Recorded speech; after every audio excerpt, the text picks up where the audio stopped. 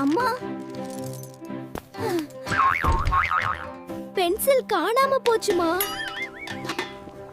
நேத்து நீயே படுக்கையில பென்சில் வச்சியா இல்ல? இல்லம்மா.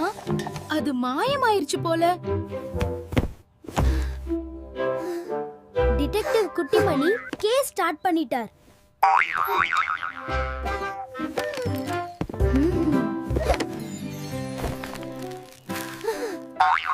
பென்சில் திருட்டு பிஸ்கட் கும்பல் தான். சரி டிடெக்டிவ். ஃப்ரிட்ஜ் பக்கம் போய் பாரு.